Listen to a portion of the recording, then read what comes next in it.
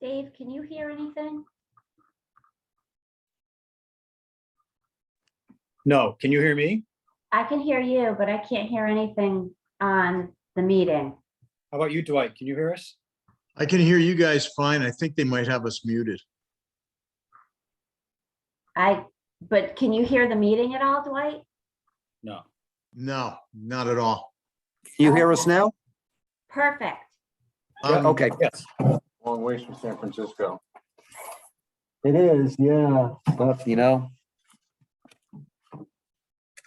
Chair's report, other than my usual thank yous, I do not have anything else to report. So that takes us, we have two things on the agenda. One is home occupations, to pick back up our discussion about home occupations. Just to recap where we left off, we were talking about how do we actually want to define home occupations? And do we want to have some type of permit structure that's step beyond home occupation, but doesn't necessarily trip into a special permit? We do have non-residential zoning permits, for example, although we use them in certain circumstances. But we did talk about, well, what exactly, how do we actually define home occupations? And that's a big thing for us to have to define, is how do we better define that line between home occupations and the next level? You know, I kind of viewed it as 3 levels, so to speak. Home occupation, one scale, special permit on the other end of the scale, and then there's an in-between, which could be a non-residential zoning permit thing or something like that. That also will get into an existing home occupation if that exceeds its scope. Right now, we require going to a special permit. Would we then have some middle ground for them to potentially go into, versus do they have to go to a special permit? There may be some situations where they might have to, depending upon the intensity and scope and things like that. And we've also had some discussions with regards to, well, what is the actual operation at a home occupation? What type of stuff are they doing with regards to, a professional service? But really, where do we draw the line between, say, retail sales with regards to things that are being done or manufactured there versus just bringing stuff in from other places and you're serving as the retailer? That type of stuff. So I opened up to the commission. What do people think following through on that? Because really, before we get into any word writing and wordsmithing, we really have to kind of flesh out, what do we want to define as a home occupation? And where are those limits? And then that will take us into the next steps. So I open up for further discussion, what you guys think about how to define home occupation and the scope and stuff. I'm of the opinion that it's very hard to put a label on everything. All kinds of things that could be brought before us, or somebody could say, "I want this to be a home occupation." So I don't know how you put a mid-level, or how you put something in between. I think somewhere along the lines, what we have now, I think is a pretty good system, but we probably need the police home occupation portion of it to make sure it is a home occupation. And that gets into Joe Adelet is not able to be here tonight. He said he couldn't, but he had raised the idea for us to better understand home occupations, have them come to us for review. Not that we're going to be making the decision, because our regulations tag that to the ZEO. The town attorney, when asked, did say that, yes, if we wanted to have a policy that the ZEO is agreeable to, that before the ZEO signs off on a home occupation, come to the commission so we can review it, understand it, see these things in real time, hear what the ZEO thinks about it, but also the CEO to hear from us what we think about it and learn things that way. You know, we had talked with Ashley about that, and she was agreeable to it. She's not our CEO at this point in time. We hopefully will get a new one, and then we can, you know, sort that out with regards to that. But that was one of the things that was raised as far as trying to better understand home occupations as they come to us in real time, or they come to her in real time, which means we'd bring them on our agendas to have that discussion at every meeting, because we meet every 2 weeks. Sometimes there's an extra week at the end of the month. I think that there are things that are attorney that sees a client every once in a while, you know, fits in the scope of what we're doing, but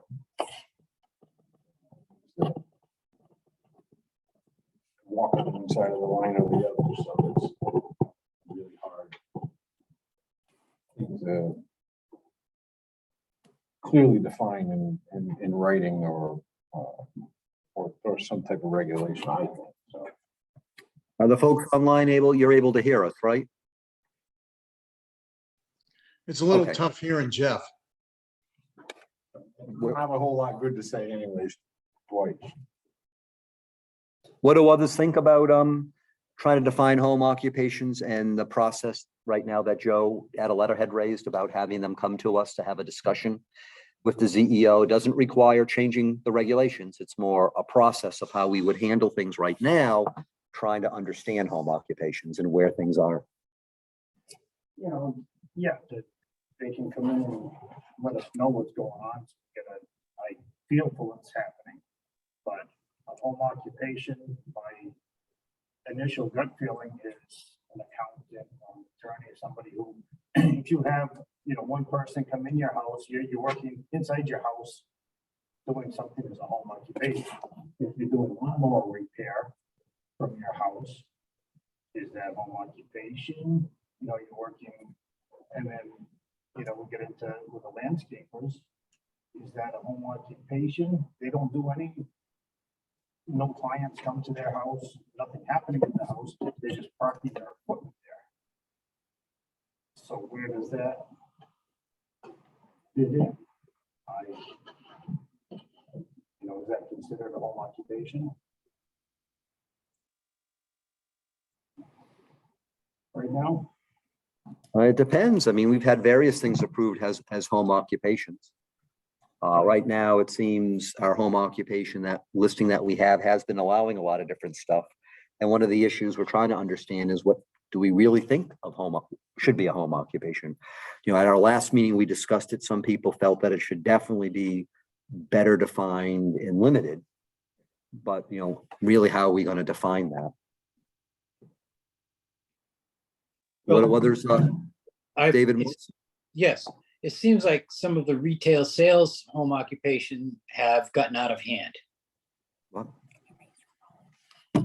You know, they're small businesses and they're defined, they got a home business permit, occupation permit, but I mean, just for, I mean, bucks and farm to table market, those are certainly not what we consider a home occupation, with the amount of people they have moving in and out of there and having concerts and that kind of stuff. You know, I mean, that doesn't fall under the definition of home occupation for me. But right now, it would fall under, it seems, the home occupation regulations. Well, not with the parking descriptions that we have, if we apply the rules that we have. Because we say you can't have what, more than 4 parking spaces for customers? They're just all together. Is it all together? Doesn't specify who uses them. What do others think about defining home occupations? I don't know, Dwight, Nancy, I don't know, Sid, does anything you guys have?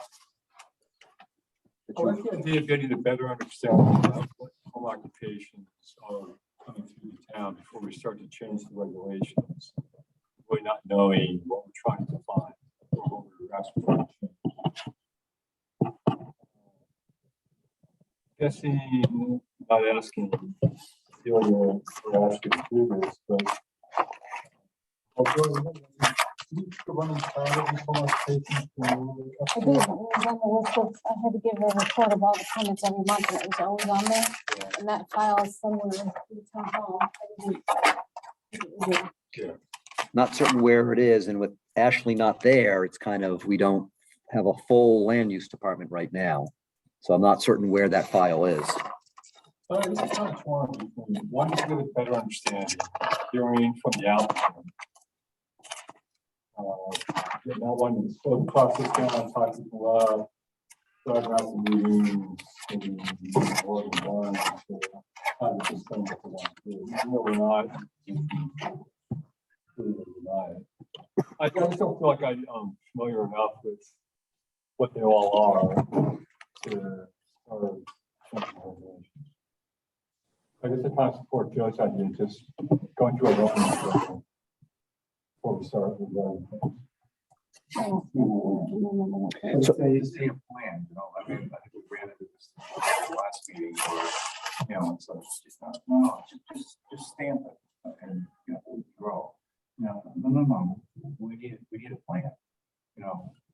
You're gonna do more than you need in 1 year, you know, your infrastructure is gonna change, if this is gonna change, if you're gonna sell more, you know, what's your plan? You know, what's your plan to start, what's your plan to grow?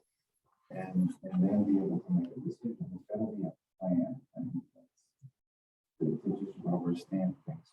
You know, and you know, like Joe said, you kind of talk to us, you know, what are you doing? You know, if we don't like what we hear, we need to have to go back and say, give us another plan. You have nothing here for parking. You know, prepare. You know, we need to prepare for what you're gonna do and what's gonna happen. And then you can make a decision.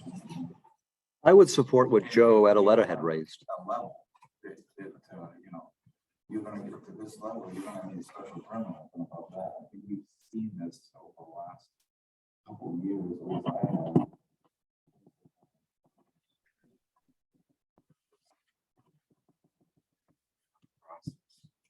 I agree with Joe Adaletta had raised.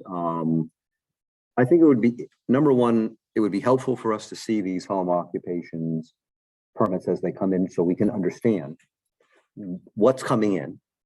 It's fine to look back what happened 10 years ago, but what's actually happening now? And, you know, we don't have a ZEO right now, so to speak, but to be able to talk with the ZEO, well, how do you view this? What are your thoughts? What are your concerns? Also, what do we think? And then we have that open dialogue. We're not looking to say no to home occupations or muddy the waters and say, well, we have to vote because right now our regulations don't give us that. But we don't have to change the regulations. We can make a motion to say that we would want to see the home occupation permits come in at our meetings. We'd have to be prepared that each one of our meetings, we would see them. You know, again, we don't have Ashley right now, but hopefully when we get a ZEO, we can work with that person, he or she, and have that discussion. The ZEO would then decide. There may be some situations where a ZEO may say, well, I'm not quite certain if this really meets home occupation. Want to have a discussion. I mean, that's why we've had some preliminary discussions on some things, which quite frankly is good to have with some people who may not know what they want to do and how to, in what process. That's helpful for us to give them some guidance. So I think that would be reasonable. I don't think we would want to do it on an indefinite basis. I think we would want to be doing it on a limited basis so we can try to understand some of it. But again, it wouldn't take away from the ZEO right now per the regulations signing on. So, Nancy? At first, I'll be honest, at first I wasn't really crazy about this idea, but then I really thought about it. And I think it would be very, very useful to not only the commission and the ZEO, but also the public too, to come in and hear what the prospectus is for the home occupation. Because I think sometimes people have a vision of what their home occupation is going to look like. And many times it snowballs into something that is much larger than perhaps they even envisioned. So I think maybe getting some of the wisdom of, what we've seen, what, even what the public has seen, and, what our experience has been with these types of businesses, of home occupations. I realize the value to this, and I think it would be something very, very good for us to do. Thank you, Nancy. What do others think about that? If we were to do it, we would need a motion, because I think we should make it clear what we're doing, but that we're not changing the regulations or taking away from the ZEO that decision making. Now, right now, we're in a situation where we don't have a ZEO per se, but hopefully we will have one. That will be something with the new ZEO to be discussing with, especially to see what a new ZEO would want to understand how we view home occupations as a commission, but also what we think what a new ZEO thinks about home occupations, what input he or she might provide. What do others think about doing that? Dave Morse, David? I think that sounds like a good idea. We can get a lot of information and then kind of see what, before we change regulations, have people come and so we can see what's going on. I agree with Nancy and Joe on that. I think that's a good idea. I didn't at first like Nancy, but I think that maybe then we can get a good idea of what's going on. If we want to change the regulations, we can then work from information that we have, we have experienced in seeing what people want to do. And I would agree with what you said and what Nancy said. At first, I wasn't in favor of it, but the more I've heard about it and thought about it, I would be in favor, because I think it would be helpful on a temporary basis for us to get our hands on it. And then we can be gelling what we actually think of home occupations with some firsthand knowledge as we're getting these in, as opposed to trying to retrospectively figure it out based upon what's already come in, without knowing what are the new things. I think there's a lot of things going on out there with quote home occupations that people don't even submit permits for. And I think there's a lot of interesting things people are doing, and whether that's home occupation or not, it behooves us to better understand it. And look, if public wants to provide us input, that would be great. We always encourage it, but it'll be good to hear. I think what you said, Tim, is a good point. It'd be nice to have some idea what's the plan. It just shouldn't be, well, I would like to do this, give me the home occupation. Well, it may turn out what you want to do is really not a home occupation, or you're going to rapidly outstrip that. So I think there should be some plan, and some of them are very straightforward. Jeff, as you said, some of these professional services one, I have a home occupation, which did get renewed. I followed the rules, but I have a home office and I do consulting work. I'm the only person. No one comes to me. Everything I do is by phone, by computer, or I travel to a client. That's a different type of home occupation than if I were to open up convert my garage into certain things that I'm selling. It was different scopes of it. Like National Geographic or something. That is true. I could, but I don't want to sell my National Geographic collection. Extra collector's editions or something. I have some original ones I have some from the very first year, originals. What year was that? 1880 something? I have a near complete collection. Yeah, my grandfather started it, my father then inherited it, and then I inherited it. And I've kept it going. So it's not easy to find some of the ones from the 1900, 1901, but every now and then you come across them and you got to grab them. So look in your basements if you have any. So, but they're not for sale. So do we, it sounds like no one's opposed to. But it would be helpful, I believe, to have a motion.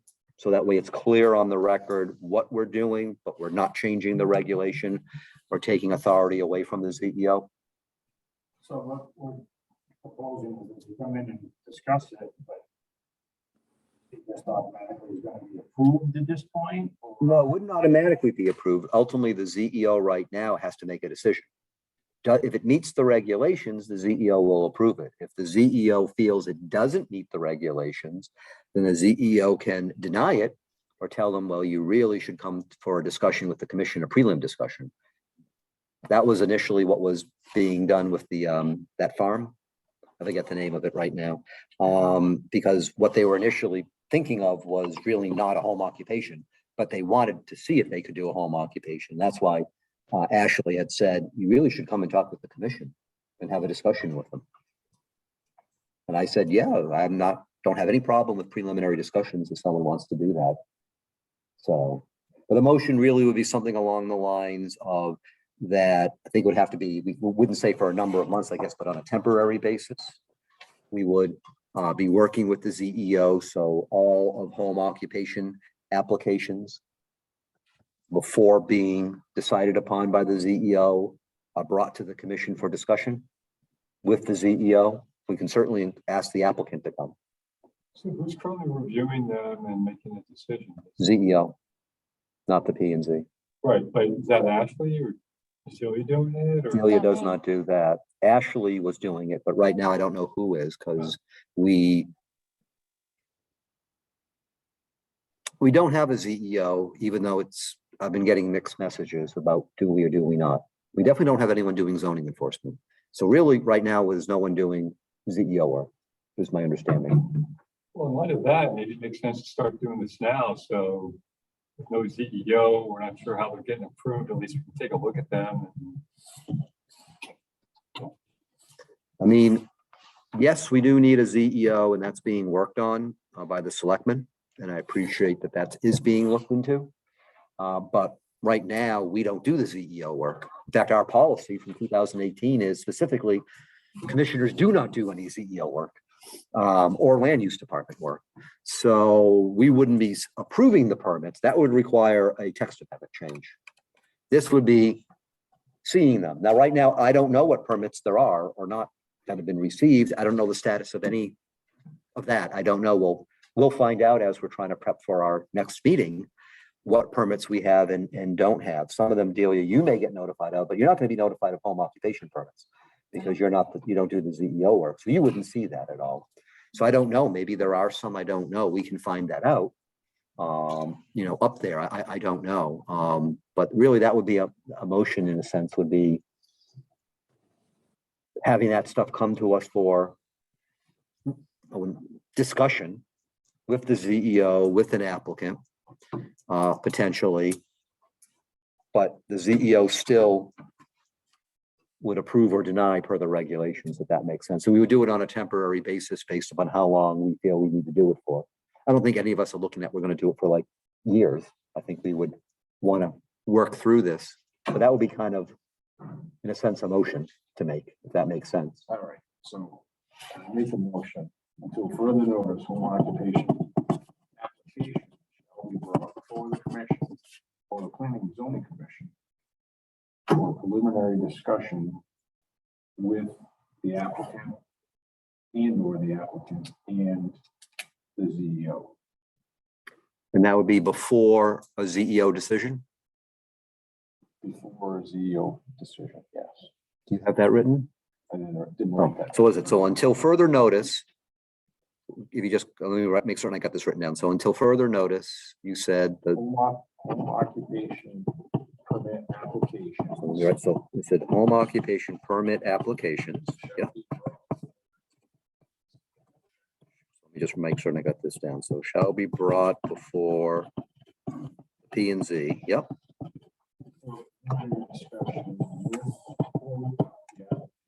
So let me see. So preliminary discussion, you said with or without the applicant.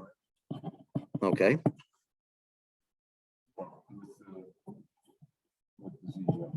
Yes, but with the ZEO. And do you want to put in before a ZEO decision on? Yep. And before a ZEO decision on the application. Did you get that, Amy? Okay. Were you guys online able to hear that? So. I'm gonna have to go over that one more time. So we have a motion by Jeff Markert, seconded by Mark Lackmer. Unless anybody wants me to read the motion, I think we understand it. I'll open it up for discussion. Does anybody have any discussion? Okay. I'm gonna go through the roll here, so, Tim Young. Mark Blackmer. Sid Blodgett. Jeff Gordon, aye. Jeff Marcotte. David Morse. Aye. Nancy Frazier. Aye. And last but not least, Dwight Reinowitz. Aye. I think that passes. We'll, well, I'll notify the land use department. And I'll notify the first selectman who oversees that department. And then we'll just take it from there and see where we are for that. Thank you, Jeff, for wording the motion. So, so it sounds like that's going to be our next step. Is there anything further on home occupations, or is we want to take that next step and start seeing these things, discussing them, and then seeing where that takes us? Is that a reasonable next step? Okay. So that would be then enough for now on home occupation. So that would mean if we have any home occupations pending upstairs, we would look to bring them to our meeting in 2 weeks and discuss or whatever. Okay. Logistically, I'm not certain how that's going to work right now because I really don't know what's happening as far as some of that work upstairs and what's going to happen with prepping for the meeting in that regard. I did, by the way, submit the meeting agenda to, but I guess it didn't go out. I apologize. I don't always send them out myself because I have the land use department do it, but we're in a time where that didn't go out. It was posted. So if we're still in that situation, I'll make a note to myself to get to email you guys the agenda. Normally it flows through that office. So, but we'll see where we stand because we have some agenda items for 2 weeks. So I'll have this listed. So if we have any home occupations, we can have that on the agenda. Take it from there. Okay. The next one we have is cannabis regulations. And at our last discussion, well, we are going to have a public hearing on, when is that? September 22nd, I believe, to extend the moratorium by 6 months.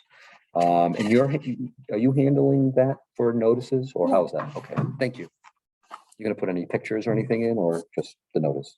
I'll just put it through. No Cheech and Chong or anything? No, Okay. All right. And by the way, just let you know, I did at one point try to encourage people from the public when we were talking about the cannabis moratorium. I did put a picture of Cheech and Chong. I got a lot of positive comments. I got one negative, but I got mostly positive comments. I got one person asking who the picture was. I felt like asking, how old are you? That might have been before your time, but most people thought it was positive, was funny. I don't know what you guys thought, but.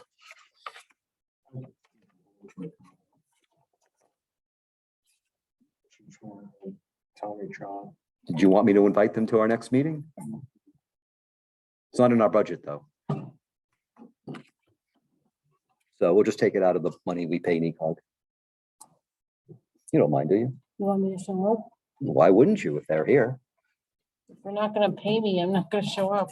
So where we left off was we were having some discussion about where in town would we want to have these.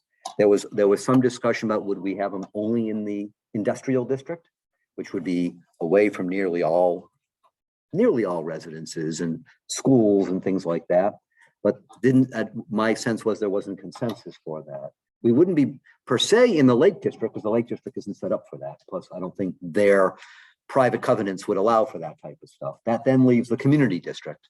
I had put into the meeting packet at our last meeting, just to show you some examples, and Willington is working through their stuff. And I put a copy of Willington's draft in. I didn't send it out this time, so I don't know if you guys still have that copy. If not, I can get it back out to you. They revised their draft very slightly to a small degree. We already have tons of definitions that are in our regulations for the moratorium. We wouldn't have to change those. Those were definitions provided to us by town attorney. So we already have a good number of definitions that we can plug in anyway. That describes a lot about definition of terms. So we're good with definitions actually. But just to show you some of what some towns are talking about is number one, would be some towns have multiple different districts. We don't. I think the first thing we would have to decide is, are we okay having it potentially somewhere in the community district? Because that's really the bulk of the town. Again, that was somewhat our consensus last time, but I just want to see if people think that community district is fine. I mean, they could do the industrial district if they wanted as well, but it wouldn't be Lake District, or it would really just be community district and industrial. Well, nearly all towns require special permits, which I would be in favor of a special permit. But what do we feel about the districts? Would we be okay with community district and industrial district? Doesn't sound.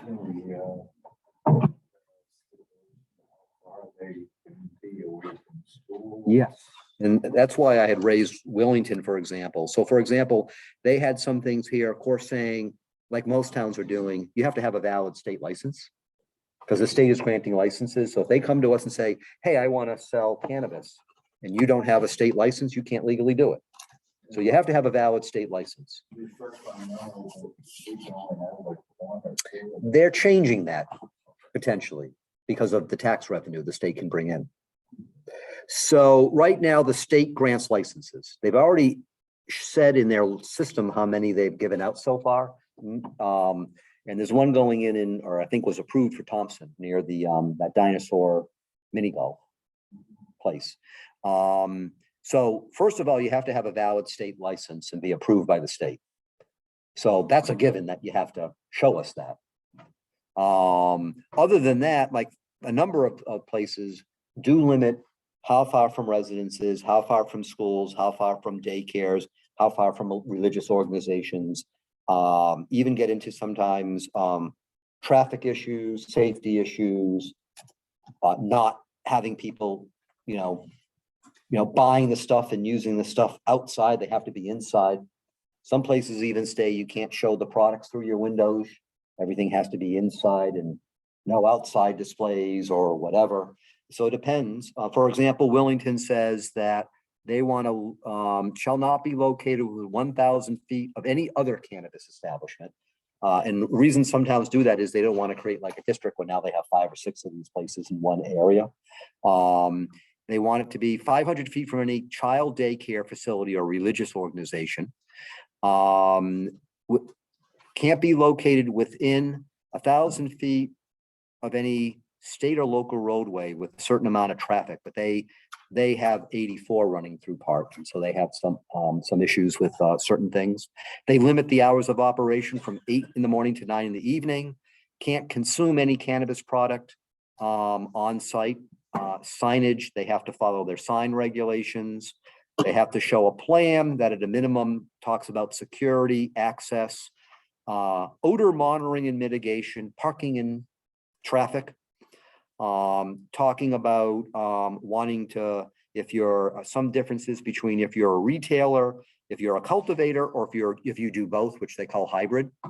And what a lot of places are doing that I've seen is they're really basically saying special permit.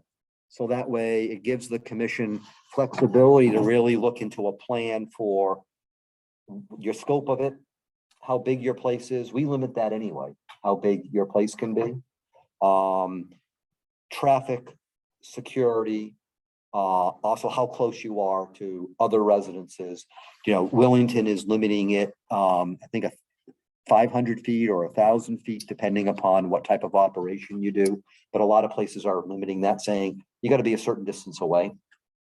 That's really what a lot of places are doing. And I had just shown the Wellington one just as an example for what one town is doing.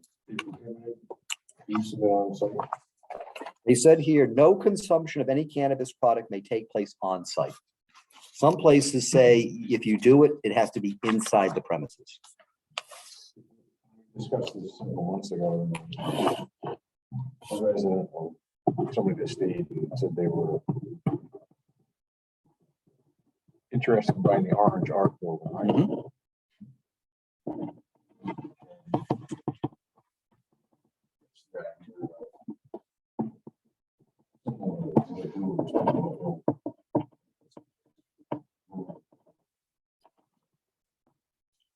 Well, right now, unlike breweries, there's no Connecticut there's no Connecticut cannabis trail.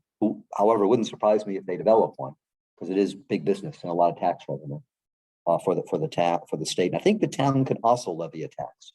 I think the legislation allows that. But yes, there was that location. Now, where that building is compared to a direct line to other houses, maybe more than 1,000 feet. That's a bit, isn't it a bit away from them on either side? They just put a new house right next to. I know they did, but yeah, so then that one they actually snuck that in. That's a kind of small one lot right there. I think it's just goes back a while. That, he advocating that they probably would, have some type of lounge or, but it sounded like they were use some of the product there. Well, there'd be a difference between using the product outside and using the product inside. They also get into liability because no one actually knows medically, unlike we do for, say, alcohol, what is a safe and unsafe level, so to speak. There's really no data for that. It's very interesting seeing California and Colorado, how they're wrestling with that. What is considered impaired? That's an interesting issue. But I guess the issue is, personally, I don't think they should be outside. If they want to consume it on the premises, it needs to be inside. Would be, how I would view it. But a lot of the regulations I've seen out there state that. If you're going to do anything, you do it inside, or you can't even consume it at all on the premises. You can only buy, and then you have to go somewhere. Other places say, yeah, you can consume it there, but it's inside. Most alcohol. You can't take the alcohol outside.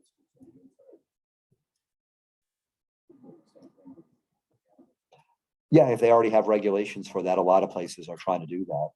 So in some places, like some of the cities have some different views on it because they're just so dense where they put something there and how they're dealing with some of their business districts.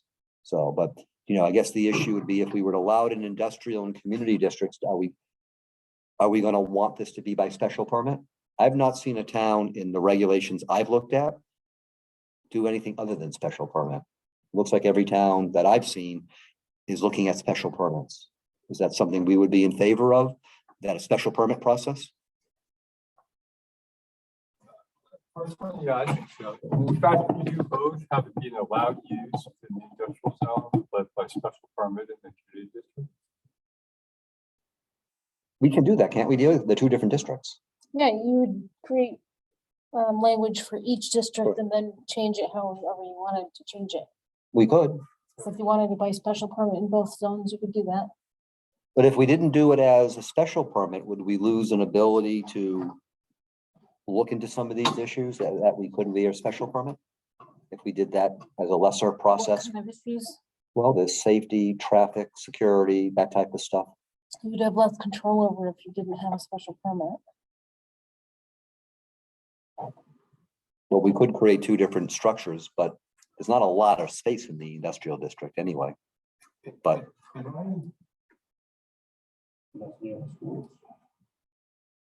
how far away from the school is it? But the entrance to the industrial park is not that close to the schools, Right. unless they somehow Right, well, created this yeah. entrance to the back of the property. The or the distance back of the from zone. schools. Am I right in thinking that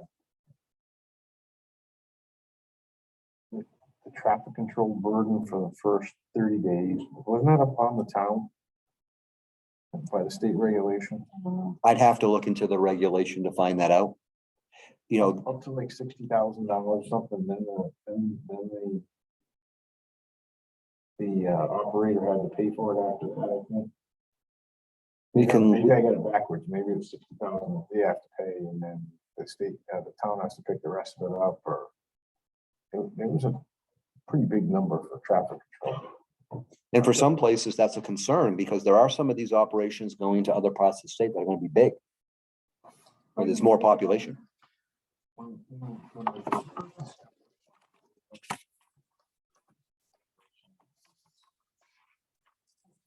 It's a lot of pages, right?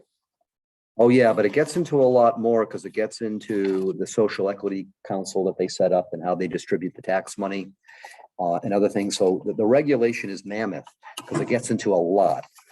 For zoning, really, and Rich has told us this before, the towns have whatever flexibility they have to regulate this via their zoning.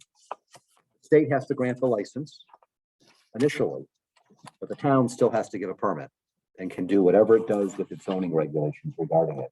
The town could even decide through a town meeting to prohibit, but there's been nothing in town meeting to do that. We can look up about that, the expense. I don't know. I really don't know about that. Really stuck out. We'd have to, it's a mammoth, bill, 295 pages long. We'd have to look into that. We should be able to actually find that if need be. Generally speaking, I don't think you can require an impact fee. So that's where we're going with that. I don't think you can, with zoning, I don't think you can require a fee to cover that kind of thing. Yeah, I don't believe we can. I believe that's not That would allowed. need to be handled separately through somebody else, like the selectmen. But we can ask about it. Kind of just bringing up the conversation on end. Stuck out in my mind that there was a big expense to the town. We can look into it. But getting to your point, Sid, would it be better for us to have more, control is not the right word, but better ability to review things and make conditions on approvals if we need to for the industrial district? Or is it the industrial district you feel is so compact enough and limited in space enough that it may not be needed if through a special permit? I don't know what you're thinking about that. I was just kind of throwing it out there as a question, but I think I'd like to have a special permit for both sides, industrial and community. What do you guys, Tim, Mark, you okay with us look and if dealing with special permits for it? What do you got? What do you think, David, Dwight, Nancy, about the special permit process for a micro cultivator, a retailer, or an operation that does both? Oh, I think we should have a special permit. Nancy? I'm in total agreement with special permit. I agree. I agree the same way, Jeff. I think it should be limited to an area in town. If it were to happen, it should be a special permit. And then the next thing is, do we feel we want to look into having a certain minimum distance from other residences? It's to be like a direct line. The way that it gets measured, yeah, using a direct line between any part of the permit premises and any part of a lot used as such. So it's not the entire lot. A lot of places have been looking at like the building itself or the parking. Because there could be like a whole bunch of area or grass around that. Nothing's happening per se, but did we want to look into having some sort of minimum distance away from residences, schools, religious organizations, daycare for that, Delia?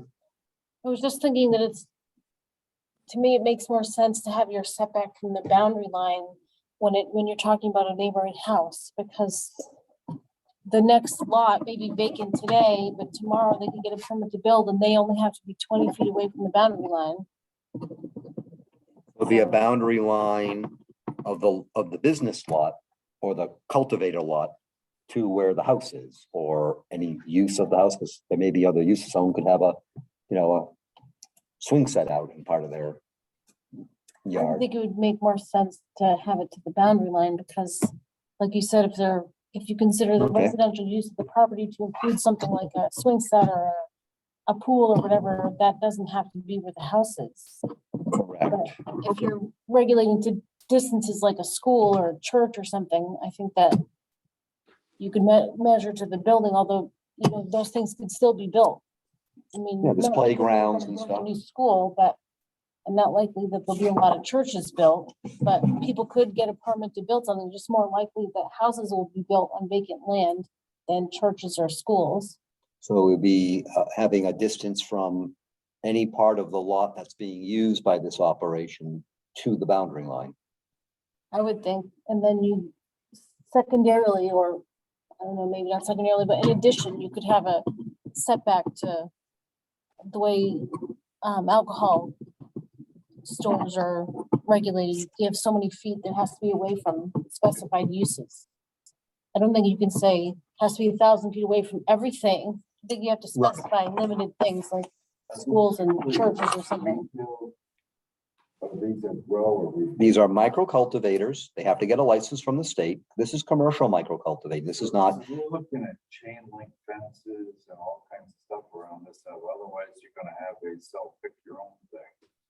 well, micro cultivator, the state is wanting it inside, I believe. I think it is. It's inside growing. The state has huge rules. To get these licenses from the state is massively expensive. The state is making money off of these licenses. It's huge money. So some of these permits and they're public info because you can access this stuff. Some of these big operations that are looking to go to other parts of the state, they clearly have to have, investors behind them, or it's already a company somewhere. That's what's happening across the border. Some of those operations have investors or have other companies backing them up to get things flowing and or growing, for lack of a better word. So that's right. So the state wants the growing inside.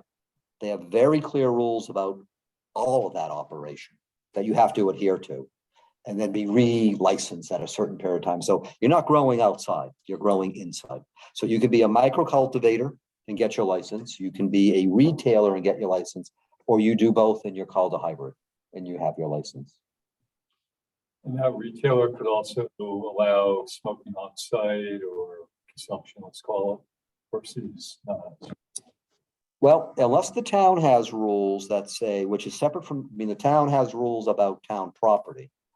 But for private land, we could say, nope, you can't be consuming the product outside. It has to be inside. Some towns do that. Actually, a lot of towns that I saw regulations on limit that. Say that, saying we don't want you, hundreds of people out on your property smoking or eating the gummies or whatever. You do that inside the building. Or they buy it and then they take it home. some other towns allow that. It almost seems like a tavern or a bar that you go to, you consume, you hang out, and then you stagger home. Some places are purely retail. It wouldn't surprise me that some places are branching out that way, saying, hey, we have 10 different varieties and here's our variety of the month and try it, or, whatever, or, there could be educational classes. They could, who knows what they could do. There's a lot of different things. Look at the stuff that's going on in Colorado. There are some of these big outfits that are getting into teaching how to grow, how to be a good purchaser and buy a good product. All this type of stuff, cook with it, all sorts of stuff. Quote unquote medicinal uses, even though it's not FDA approved. There's a lot of that different stuff that people can do. The issue is, do we want to have that inside as opposed to, outside? But again, a lot of the regulations I've been seeing and some of the ones that I've looked at that are being drafted, Wellington is one example, are saying, if you're going to do it, it has to be inside. The growing is inside per the state. Growing is inside per the state. Because the state wants to really regulate, but also have very clear conditions of growing and monitoring and trying to make certain your product meets certain parameters and things like that to standardize things. Delia? If you were concerned about groups of people, what negative impact there could be on neighboring properties.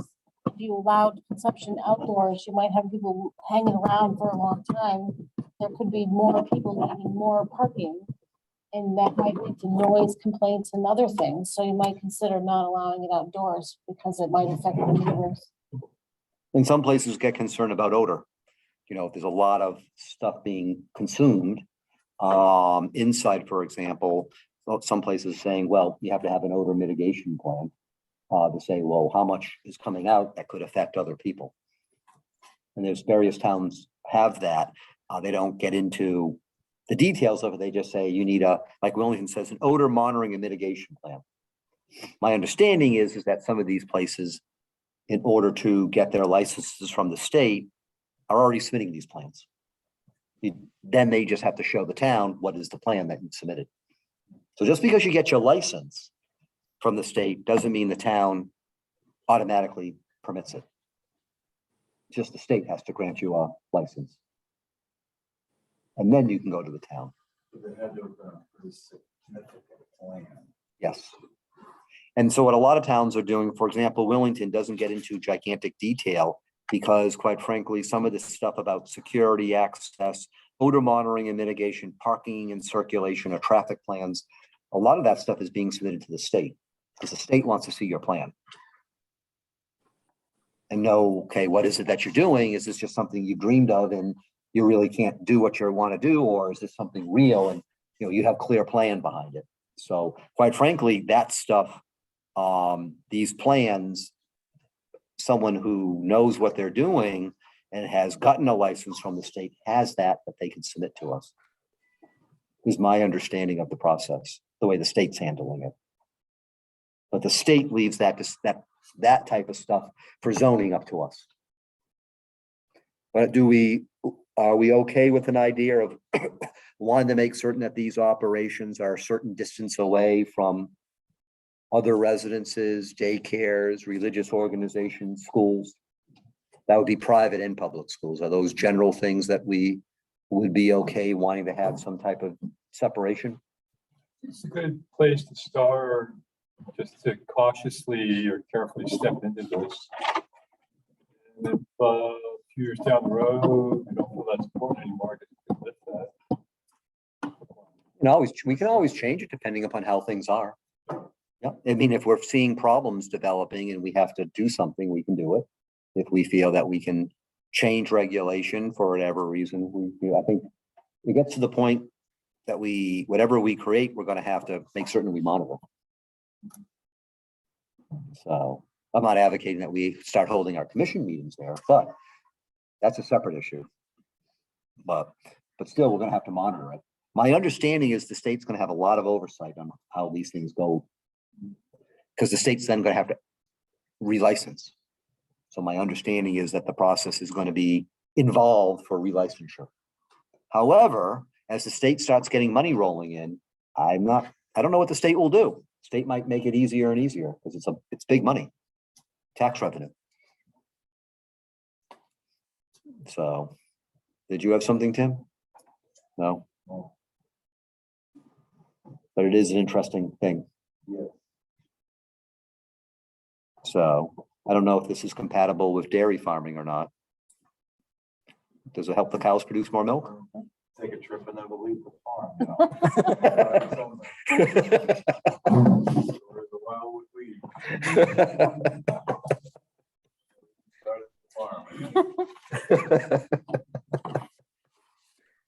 We'll stay tuned to see what Tim next does.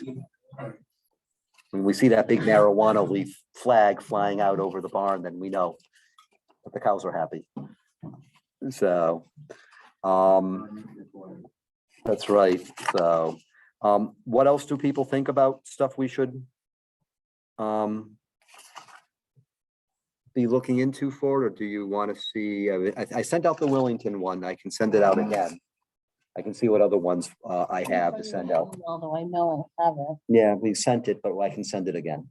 Did you have something, Sid? Yeah, just kind of want to open the side with your yogurt business, Tim. I mean, No, it's not a. excuse me? It's not in it.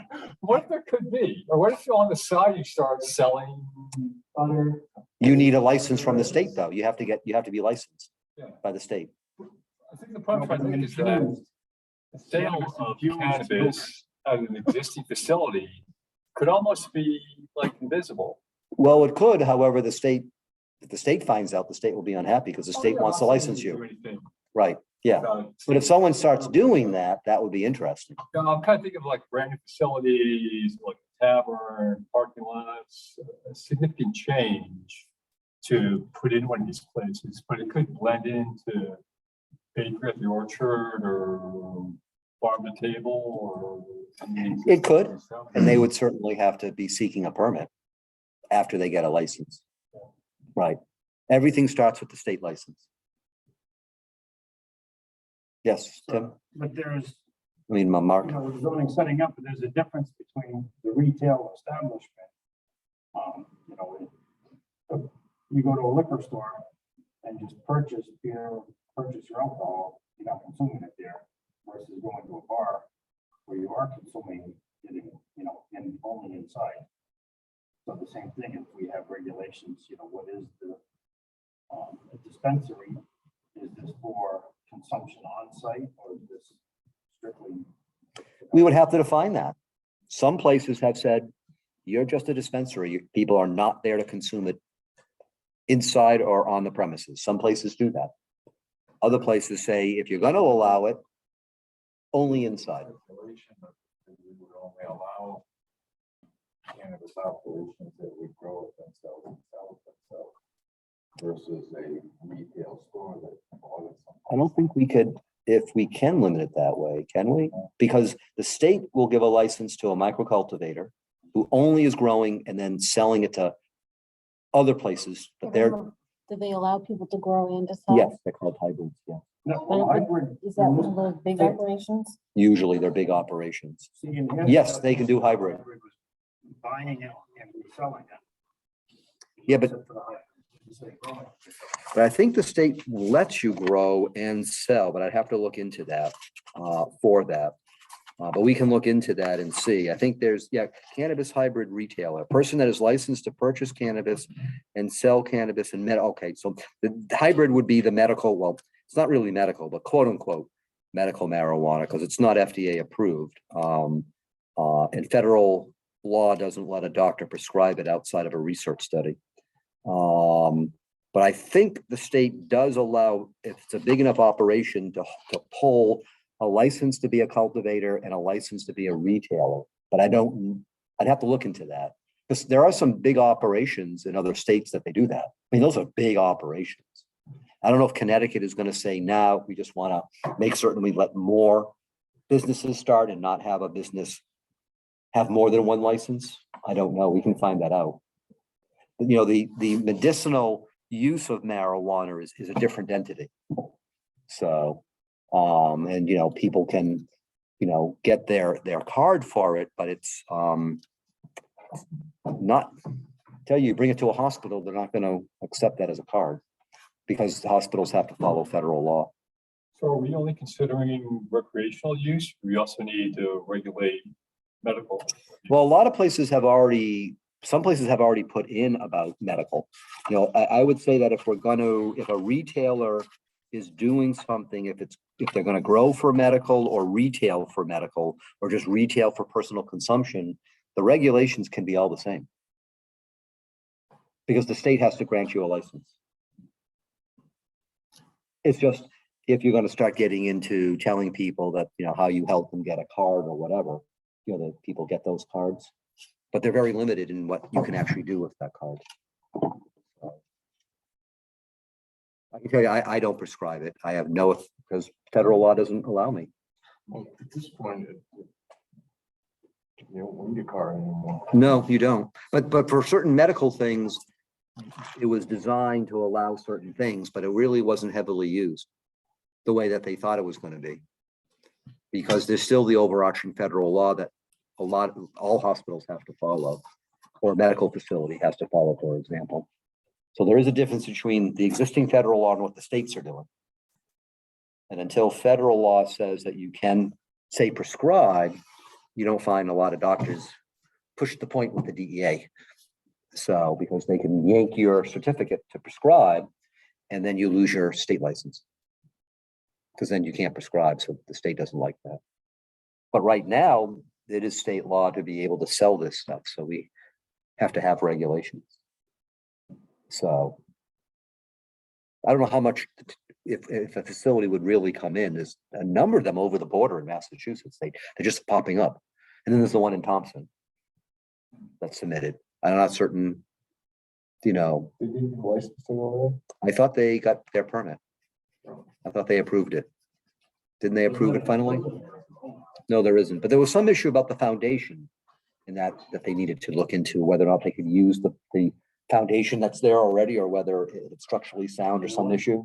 Right where Jason's restaurant was. Yeah. So there was some issue there, there? We were breaking the foundation up the other day, so. I guess- so evidently it wasn't deemed to be sound. Just gotta put a fence up between their facility and the mini golf.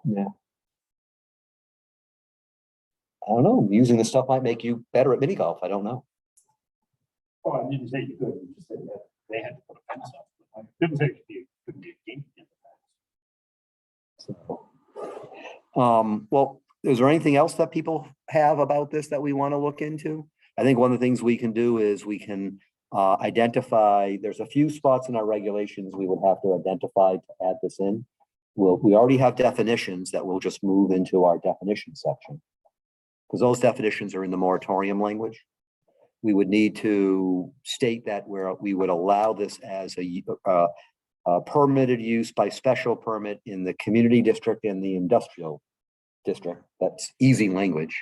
And then we just have to create language as far as, you know, what are the application requirements and standards in a sense.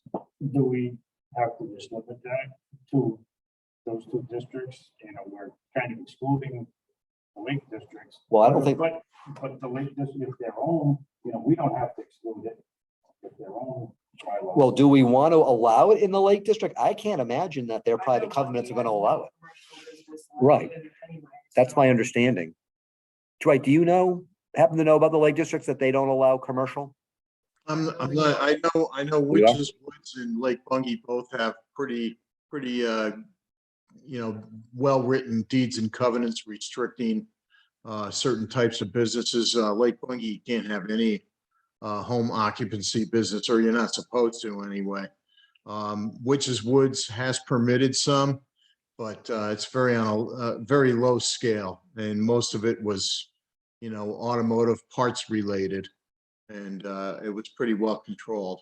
So I don't think anything like this would fly on the Lake Districts. I really find it hard to believe. My question has planning and zoning or the Board of Selectmen been approached by any companies or individuals that want to do something like this in Woodstock?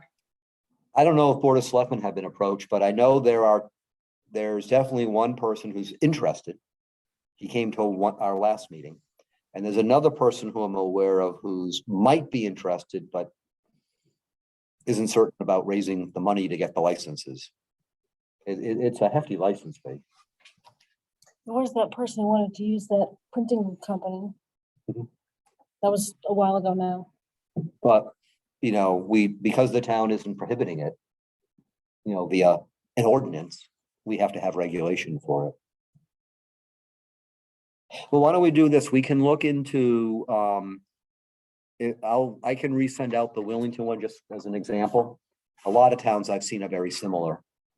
And I think some of the issues we're gonna have to think about is, what's the separation distance we would like to use that's not draconian, but also is reasonable. So we can, and I'll look into, I may have some other ones on file that I can send out to you guys. Well, I was gonna say 20 miles, but you said not draconian, so I'll cut it back to 12 miles. Oh, okay. So I think that's being reasonable of you, Jeff. So I've always said you're reasonable. So anything else on this? Okay. Well, we'll cycle back to it then. This is a special meeting, so we have no other agenda items. That would actually take us to a motion to adjourn. Do we have that motion? So motion by Tim Young, seconded by Mark Blackmere. Let me go through the roll. Tim? Okay. Mark? Sid? Jeff Gordon? I'm going to say aye. Jeff Marcotte? David Morse? Aye. Nancy Frazier. Aye. And now that Dwight Reinowitz has had a lot of time to think about how he's going to vote, how do you vote, Dwight? I'll vote aye. Ooh, that's unanimous. So we are adjourned, whatever time you have. Amy, I have 8:44, whatever time you have. Thank you, everybody. We have a meeting in 2 weeks. I don't yet know everything that's going to be on the agenda. The other is, I know we have a continuation of a public hearing. I don't know what stuff, I'll have to coordinate with you, Delia, what you're getting versus what's coming into the office. And then we also have the continuation of the Lion Hill Road subdivision application. And again, I'll follow up with you and the land use department to find out what additional stuff. I think we're waiting for the correct erosion and sediment control plan. I mean, bond amount, and then whatever else stuff. I'm not gonna be there here in the office, in my office on Monday, so. Okay, I'll follow up with you Tuesday, and then we're waiting for design professionals. Mhm. So I'll let you guys know with the, about the meeting packets. I don't know if they're gonna be mailed, 'cause I don't know who would do that. So, and I'm gonna have to find out who's actually gonna put together a meeting packet. So we'll have to play that by ear. At a minimum, getting the meeting packets together, they just might put them into that bin in front of town hall. As opposed to mailing, I'll find that out and see what we can do. All right, well, thank you, everybody. Have a good evening. Thank you, Amy. Good evening.